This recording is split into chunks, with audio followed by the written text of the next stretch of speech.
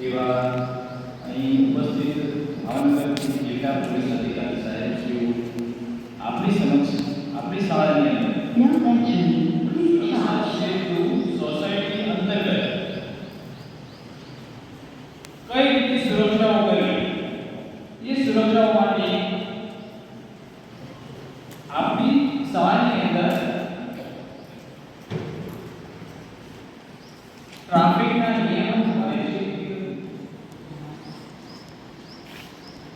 એ માટે આપણી શાળામાં અહીંયા ઉપસ્થિત રહ્યા છે એ બદલ હું શાળા પરિવાર વતી આચાર્ય વતી મહિલા સુરક્ષા અંતર્ગત સાયબર ક્રાઇમ અંતર્ગત અને ટ્રાફિક અવેરનેસ અંતર્ગત અમારે જાગૃતતા માટે અલગ અલગ કાર્યક્રમ કરવાના હોય છે. અમારી સી ટીમના જે હેડ છે પીઆઈ જાડેજા સાહેબ જે પીઆઈની પોસ્ટ ઉપર છે, તેમજ નીલમબેન મકવાણા, સંજુબેન, અરુણાબેન તેમજ ઘોઘા પોલીસ સ્ટેશનના કર્મચારીઓ જે અમારી પૂરી ટીમ છે, સી ટીમ છે, જેની અંતર્ગત અમારે બધા કાર્યક્રમની પ્રવૃત્તિઓ કરવાની હોય છે. તો આગળ હવે હું નીલમબેનને વિનંતી કરું કે તેઓ થોડી ટ્રાફિક અવેરનેસ અંતર્ગત અને સાયબર સુરક્ષા અંતર્ગત થોડીક આપણને માહિતી આપે.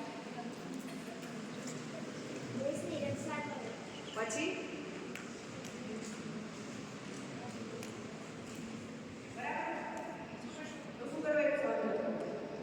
અમે લોકો છીએ બરાબર. એવું કંઈ પણ થાય તો અમારી સાથે તમારે શેર કરવાનું છે. પહેલાં તો મમ્મી પપ્પા સાથે શેર કરવાનું છે, પણ તમને એવું લાગે કે મમ્મી પપ્પાનો બોલશે આમ કરશે તો અમારે શેર કરીને બોલાવવાના છે. ઘોઘા પોલીસ સ્ટેશન ઘોઘાવાળા શેર કરી દે પોલીસ સ્ટેશન જતું રહેવાનું, પણ સવાલ નહીં કરવાનું. કરશો સવાલ? તો બોલો. અમે લોકો તમારા માટે છીએ, એટલા માટે અહીંયા આવ્યા છીએ. ખાલી અમારે બોલીને નથી જતું રહેવાનું. તમારી જોડે કંઈ પણ એવું થાય તો અમે લોકોને કહેવાનું. કેવી રીતે કોન્ટેક્ટ કરશો? ફોન છે તમારી પાસે? ફોન છે? ક્યાં વિદ્યાર્થી ભાઈઓ અને બહેનો, આપ સૌનું ભાવનગર જિલ્લા પોલીસ પરિવાર સુરક્ષા સેતુ સોસાયટી વતી હાર્દિક સ્વાગત કરું છું. હવે તમે અહીંયા અમે આવ્યા છો ભાવનગર પોલીસનો ડ્રેસ લીધી. તમે કહ્યું છું કે અમને શું કામ આવ્યા છે?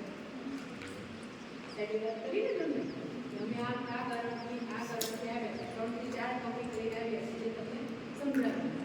એમાં મારે તમને કહેવાનું છે, ભાઈઓને કહેવાનું છે કે સૌથી બધા બહેનોને કહેવાનું છે તમે કયા ધોરણમાં ભણવાનું બનશે પ્રમાણે આગળ આગળ નેક્સ્ટ સ્ટેપ બનશે તો તમારે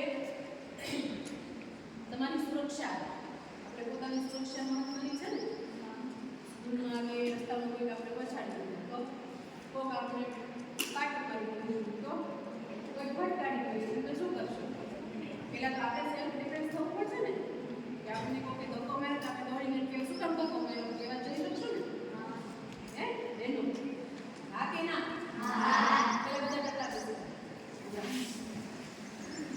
તો આપણે મગજમાં આવે એવું કહેશે બધા શિક્ષકો એવું કહે છે આપણે એવું નહીં કરતા હું કે કરતા બેસીને તો આપણે જે સાંભળીએ ને બધું મગજમાં બેસે.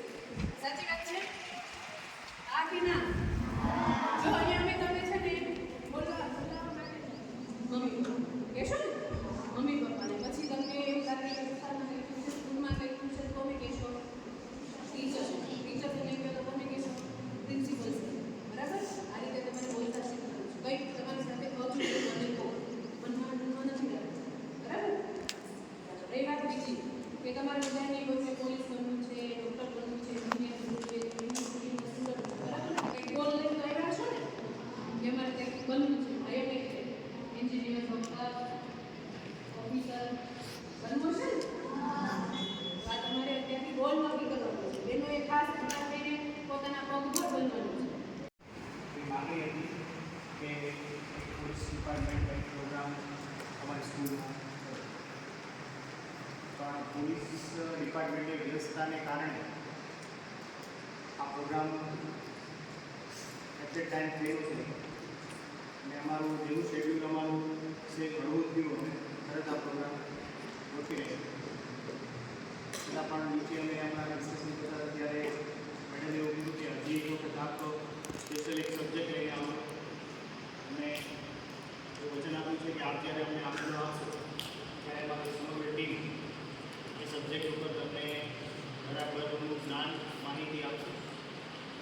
હાલ ગુજરાત સરકાર અને ગુજરાત પોલીસની એક મુહિમ ચાલે છે સુરક્ષા સેતુ અંતર્ગત કે મેક્સિમમ મહિલા સશક્તિકરણ, traffic awareness, cyber fraud, human trafficking ઉપર વધારે પ્રોગ્રામ કરી બાળકોને, મહિલાઓને, દીકરીઓને એના વિશે અવેરનેસ.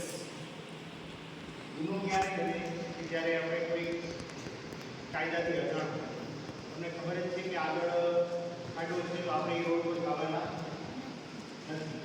એવું છે ને, સિમ્પલ આપણે સાદું લોજિક દેશી ભાષામાં કહીએ કે આપણે ખબર જ છે કે આગળ કૂવો છે તો આપણે જાય બાજુ રોડ ઉપર જાય કે ન જાય. એ ગુજરાતીમાં કે ઇંગ્લિશમાં હિન્દીમાં કહેવાય છે કે આ બે મુજે માર. સાંભળી છે કોઈ?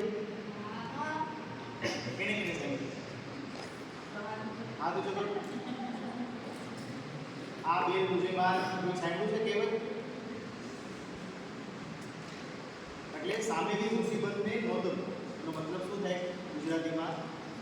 બેલ એટલે તો ખબર છે ને, બેલ એટલે શું થાય? શું થાય બેલ એટલે? હા, બળદ.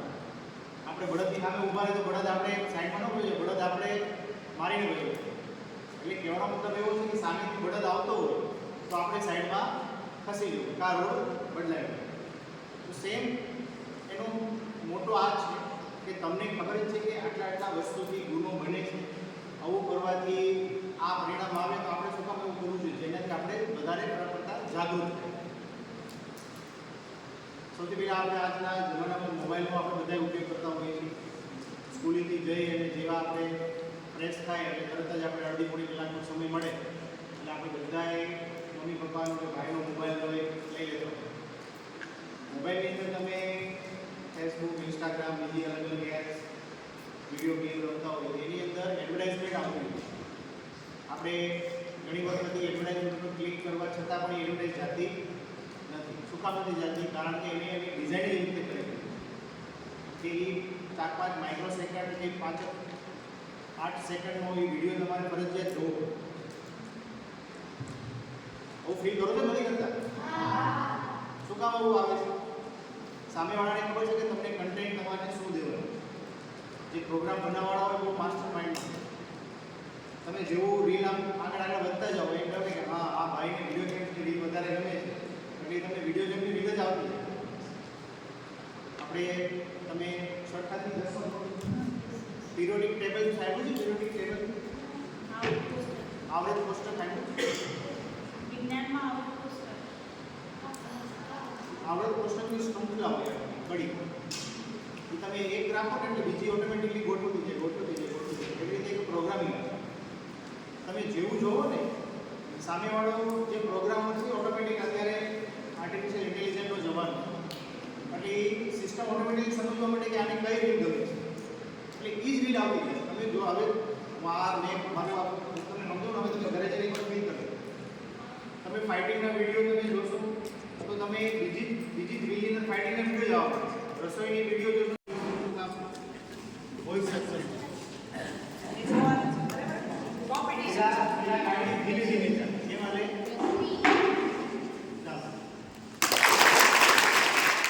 એક જ મમ્મી ગમે હાથ ઊંચો કરો ત્યારે જ મારવાનું. બરાબર?